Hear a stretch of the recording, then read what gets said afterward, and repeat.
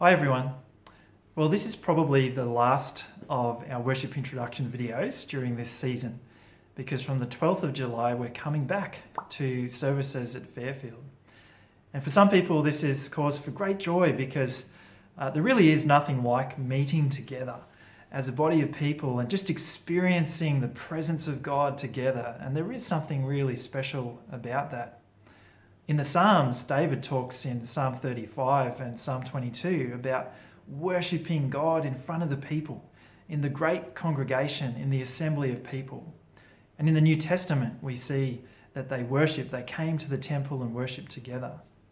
But actually, we also see in the New Testament as well that they met in each other's houses, the early church that is. And so we're experiencing a little bit of that, not necessarily by choice. And so worship doesn't necessarily have to be constrained to this 30 minutes once a week on a Sunday morning, but we can enter into the presence of God through worship, through turning our heart towards Him in many different locations and areas. Again, in Psalms, I think it's Psalm 63, that David talks about remembering God on his bed.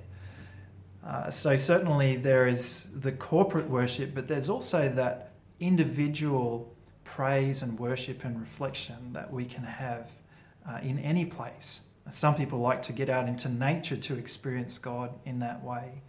So hopefully during this season of COVID, it's been a bit of an eye-opener for us when it comes to worship, the different forms of worship and the different settings that we can find ourselves in when we worship. So I just hope and pray that you're blessed by these songs today. They're more on the celebratory side, these songs, as we are coming out of COVID. And I just pray, as always, that you really enter in. And what's really helpful for us at home before we do this is we just pray together just quickly with the kids. And we ask them to pray, maybe a prayer of thanks for something that God might have done that week. And I think it just helps to position our hearts to be ready to worship God as a family.